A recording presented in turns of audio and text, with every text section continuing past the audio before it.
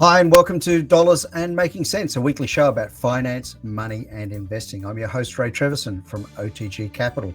We broadcast locally on Radio Northern Beaches and around Australia on the Community Radio Network.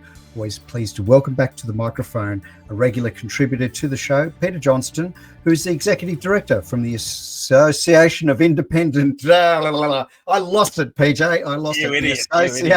The Association of Independent Financial Professionals. Independently owned financial professionals. That's the one, AIOFP. Anyway, PJ, it's always a pleasure to have you back on the show because more often than not, we end up talking about the finance industry, and I guess because you're an activist on behalf of the industry, we end up talking politics. And I'm often bemused by people that get funny about talking about politics because politics is part of our daily existence. And we live in a world where we can't live independently of policy, and we can't live independently of our legislators and regulators. And so I think it's always topical that we have you on the show occasionally so that we come back and have a bit of a discussion about what's happening. Now, we're also going to be going to air on Radio Northern Beaches on the day of the morning, actually, that we start our annual conference in Canberra, where I will be there with you and a whole bunch of other people from AIOFP. And so we're going to have a bit of an opportunity to talk a little bit about the conference, and I'd like to maybe headline about that because we're going to be talking a little bit about succession planning.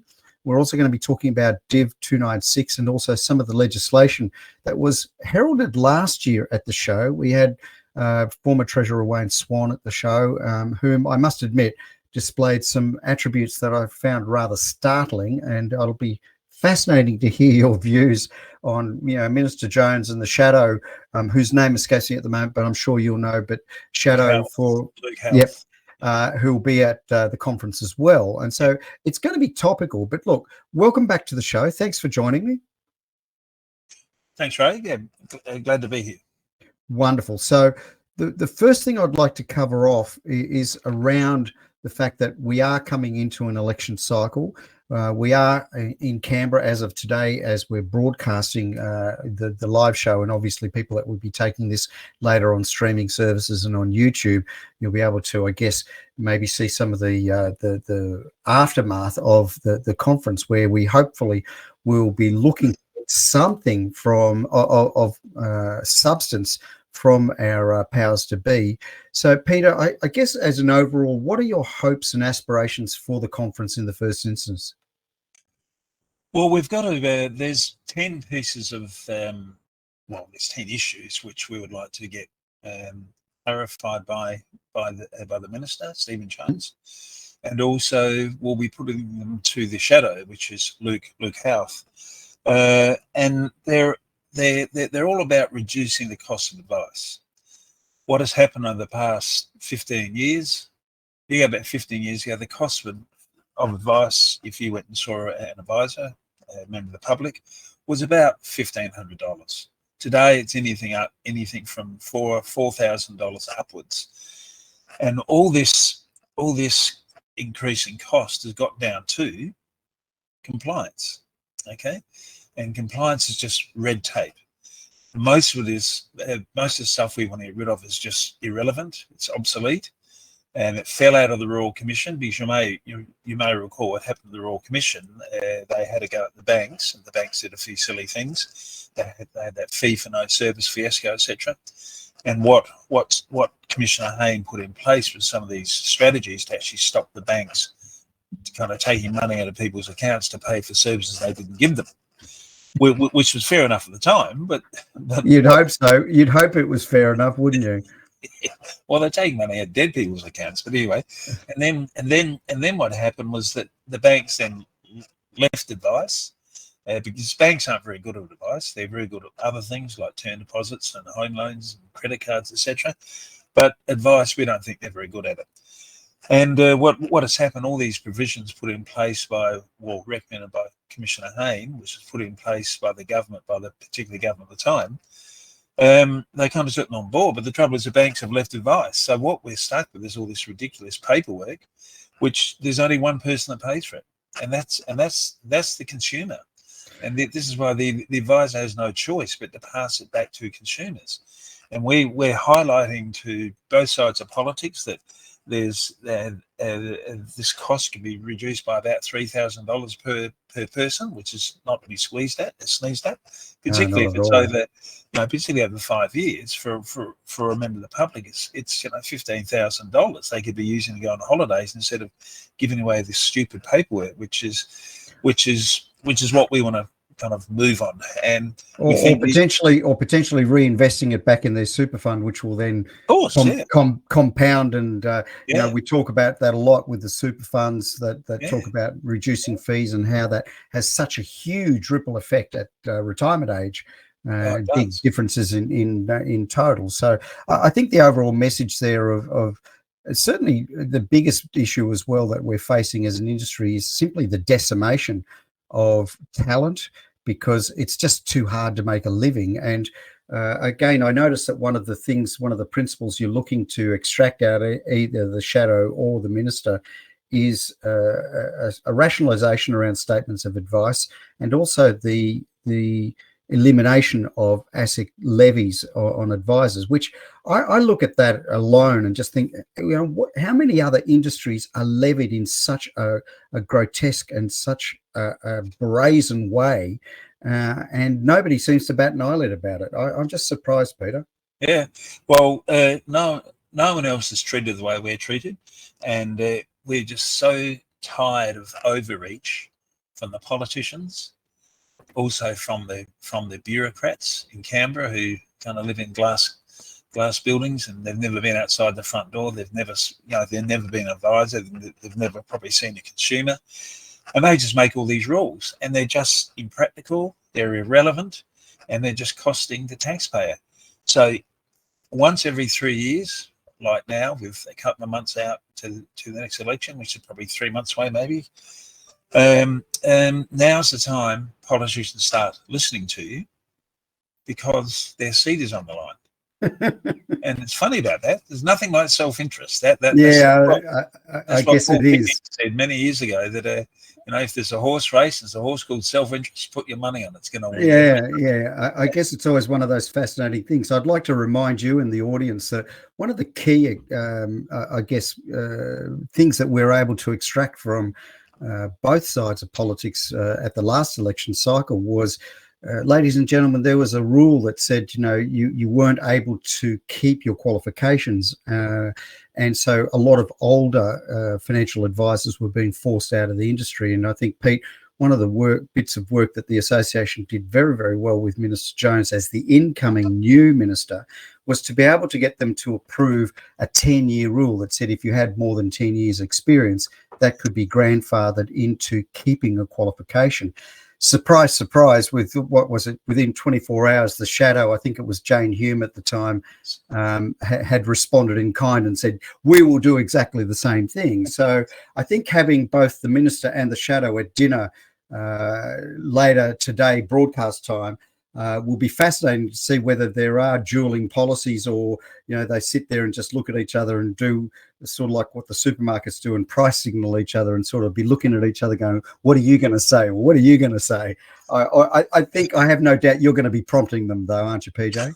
Oh yes, we're giving them our 10 commandments, right? We think we choose this term, the 10 commandments, and what we've got Luke Houth, who's speaking at 7:15, and then we've suggested he kind of goes away, and then we have Stephen Jones speaking at 8:30. So they won't be in the same room at the same time, or they may just bypass each other.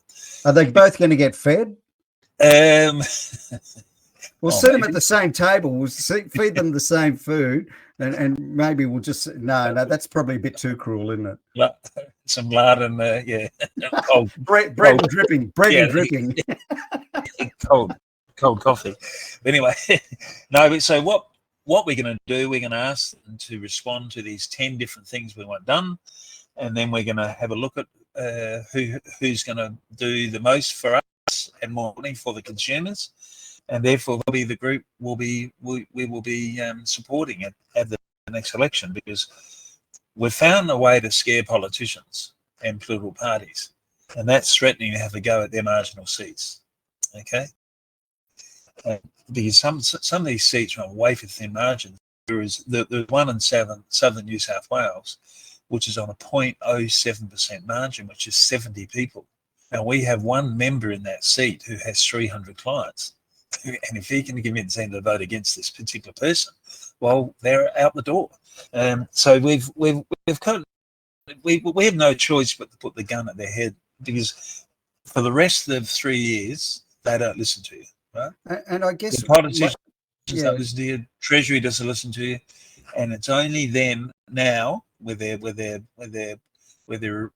rear ends on the line whether they're going to retain their seat or not, or retain power. And one doesn't have to look too far, I guess, when you look at what's happened recently in the United States general election, both the one that's just transpired 8 years ago, where the concentration on the swing states really came about a result that certainly in the first instance nobody really expected, but in the second instance really did. And many pundits and even the betting markets were very firm that 45 would become 47. And so here we are. It has transpired. It wasn't just a minor victory. It was almost bearing on a landslide when you look at it quite clinically. And I guess no matter what you shade of politics, you look at it right now, the incoming Congress will have sweeping powers, not only in the lower house, they'll have the Senate, they'll have the Oval Office, and they've also got a fair swag of the judiciary that is now appointed. And again, I always am cautious about drawing too many parallels, because the systems of government are quite different. We operate on a constitutional monarchy. They operate in a Congress. And certainly our electoral commission is entirely independent, whereas one could argue that that's not the case.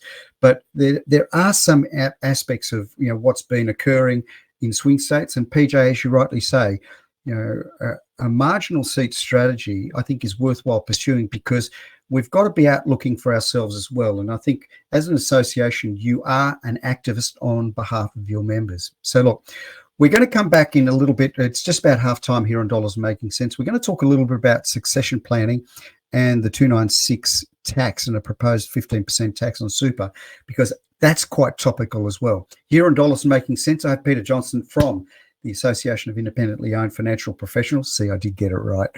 And we'll be back in just a moment. Only a member. We'll be back in just a moment. Hi, and thank you for listening to Dollars and Making Sense, a weekly radio program about finance, money, and investing on Radio Northern Beaches and nationally on the Community Radio Network around Australia. The views, comments, and opinions aired during our program should not be construed or viewed as financial advice. Any commentary is general advice only and does not take into account your objectives, financial situation, or needs. You should consider whether the advice is suitable for you and your personal circumstances. If in doubt, you should contact an authorised licensed financial planner. We welcome questions and feedback, and you can get in touch with us via our blog, social media channels, or email. Please search for Dollars and Making Sense in your favourite podcast platform, or check out our blog at otgcapital.com.au/blog.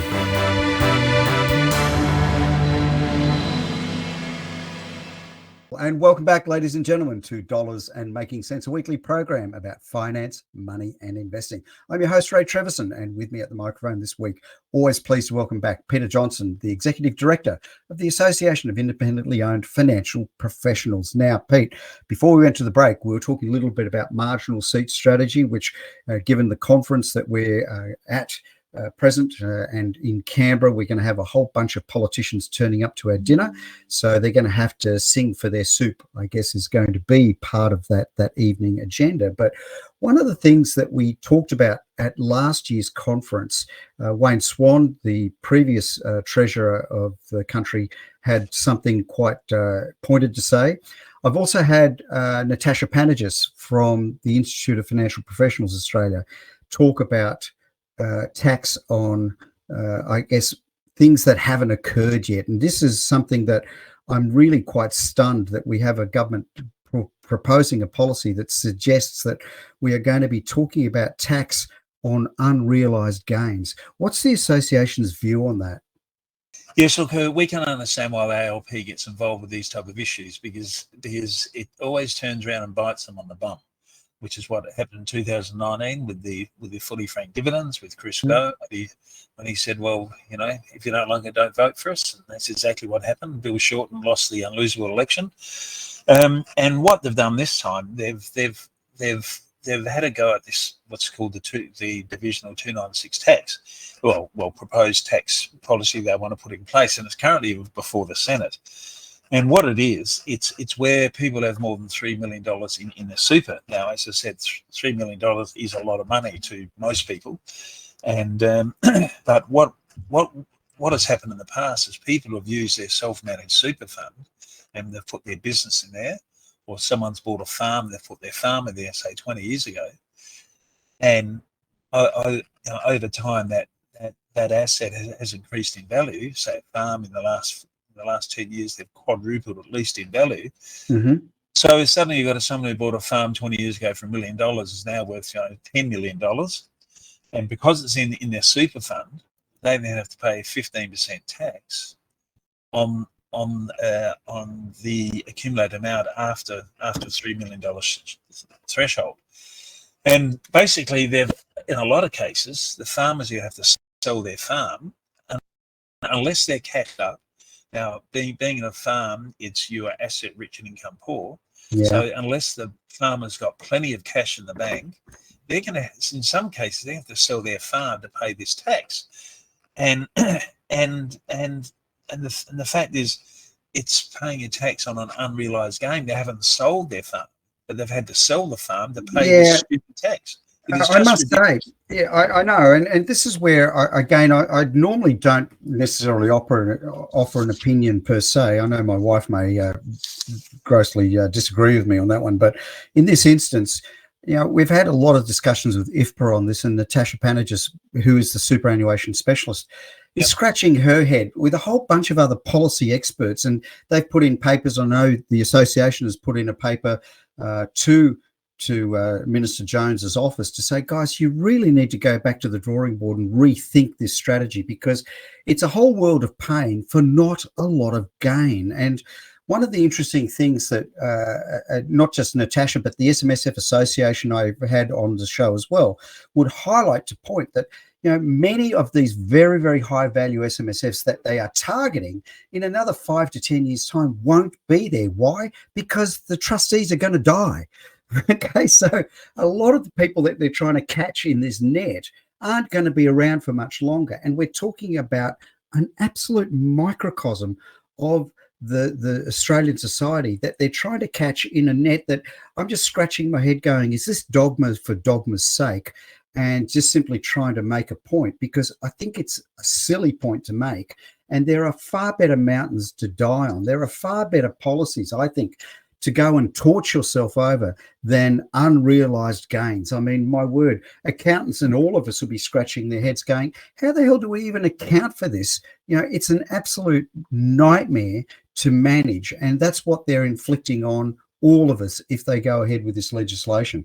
I guess, PJ, what's your thoughts on, how successful do you think they may be in getting this through the Senate? Well, it's kind of touch and go at the moment. It's got through the lower house because they have the numbers there. They don't have the numbers in the Senate. So it's kind of been clouded in recent times with all this other political situation going. So we'll know in the next 2 weeks, and this is what we're putting on the line to the politicians next Monday and Tuesday night, because we think it's ridiculous. I mean, at least what they should do is grandfather it. In other words, if you put your farm away 20 years ago in an SMSF, well, they don't get counted because they went in good faith without these rules being in place. Exactly. With the rules as they were at the time, everybody went into it in good faith, and now they're changing the rules and they're shrugging their shoulders going, guys, how can that be fair? No, and it's so unfair, because if let's look at the Prime Minister, right? He got grandfathered, right? October the 9th, 2004, he was that's when John Howard cancelled the Parliamentary Superannuation Fund for the politicians, right? Now he was lucky because Albanese got into power in 1996, so he was grandfathered, so he gets his pension, whereas someone like Scott Morrison, who got into Parliament after 2004, everyone thought he was on a big fat pension. No, he wasn't. He couldn't afford to get out of politics. I understand. He had a city mortgage and a couple of kids at school, and he couldn't get a job because he'd kind of damaged himself in the marketplace, and he couldn't get out. So that's why they took a couple of years to get him a job, because he just couldn't afford to. Now what is?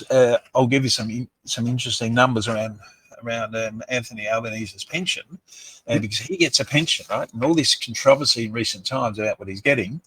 With his expensive houses, etc. If he finishes work tomorrow, right, his current wage is $607,500, right? He gets 5/6 of that. Sorry, he gets 75% of that. In other words, when he finishes being the Prime Minister, just say he gets knocked out in 2 months' time, and he will retire. His pension will be $455,000. CPI linked for the rest of his days. Okay, now that's which is quite a number. Now, guess who's funding that? Us taxpayers. And his new bride, if he dies first, which he's 61, she's 45, she'll get 5/6 of his pension for the rest of her days, which currently is $380,000 if that going to happen now. So if Albanese can get grandfathered and looked after, why can't he do this to all these farmers, these small business people who just happen to have some assets which have increased in value, and when they put them in their SMSF fund, they went in, as I said, under good faith. So it really is a very bad situation. I can't understand, but it's the loopy left of the ALP which dreams up all these ways of getting back at the rich, and ultimately they just stuff it up. I guess we'll wait and see when we have a chance to chat to them in a few days and a few hours' time. So look, one of the things I want to finish up on today is around succession planning. And you've sent me through some interesting notes to do some pre-reading where you beg the question, and I think it's worthy of consideration, where succession planning is something that is not being adequately addressed with many small to medium businesses, but also that when you invest time and money into doing succession planning, it's not tax deductible or is not considered to be financial planning. So what are your thoughts on that, and how's the association going forward with a view on succession planning? Well, succession planning is going to be the biggest thing in Australia over the next 10 years. There's $4.9 trillion which is going to be transferred. Now, all succession planning is where if you've got a business, then you sell it to your children, you sell it to the person who wants to buy your business. So there's a transfer of ownership. Or if you've got a farm. Now, the biggest problem for farmers is not whether it's going to rain next year or not. It's who's going to get the farm. Because traditionally, in a farming structure within the family, the oldest son got the farm and the rest got nothing. Right? They had to go and find their own spouses or land. Now that has all changed, and for good reason. So what's going to happen over the next 5 to 7 years? There's 5.6 million people, 21% of the population, which is all of the baby boomers, are going to retire. And in the farming sense, there's about 50,000 farms going to change hands. And in the small business sense, there's 1 million small businesses going to change hands because the person who's currently in them, which is the baby boomers, and currently I didn't know the baby boomers were actually divided into two sections. There's the 46 to 54, that's not born in 1946 to 1954. They're 70 to 78 years of age, and there's the baby boomers too, which were born in 1954 to 1964, and they're 5.6 million people, 21.5% of the population. Now they're all going to retire, and what they're going to do is start planning because these farms, you've got kids on the farm, you've got kids off the farm, you've got you've got spouses involved with children, etc. And dad and mum's farm is suddenly worth $50 million. $100 million. There's numerous farms out there over $150 million. Now, all these farmers the average age is 60. So most of them, 75, 80, they're sitting on these great big, huge chunks of dirt, and they're just earning a gradual living off it. And you've got all the kids saying, well, Dad and Mum, what are you doing with the money? What's going to happen? So it really is a huge problem for farmers of how they sort that out. Now, we've just recently been appointed by a group called Next Rural, who look after the National Australia Bank farmers, right? So our job around Australia is to set up a whole pile of people who are trained with succession planning. Now, succession planning is not financial advice. To be a succession planner, you've really got to be a politician. You've got to be a diplomat. You've got to be a negotiator, because what you start off with is the farmer couple sitting in their lounge room there, and around them all the kids and all the rallies all saying, well, Dad, Mum, what's going to happen? Who gets what and what gets who? So it really is a major headache for most of the farmers and also small business, because the same things happen. So this is going to be one of the things I guess we're going to be tackling. PJ, we're just about out of time. Always so much to talk about and not enough time to cover it all. But look, I'm certain that the conference is going to be interesting. Having all the politicians in the same room roughly at the same time is going to be very interesting. So I'm really looking forward to catching up some time with you face to face. Certainly the membership will be, and listeners will obviously do some blogging about this because we're just about finished recording shows for the year. But Peter Johnson from the AIOFP, thank you very kindly for being on Dollars and Making Sense. Great, thanks for having me. Ciao.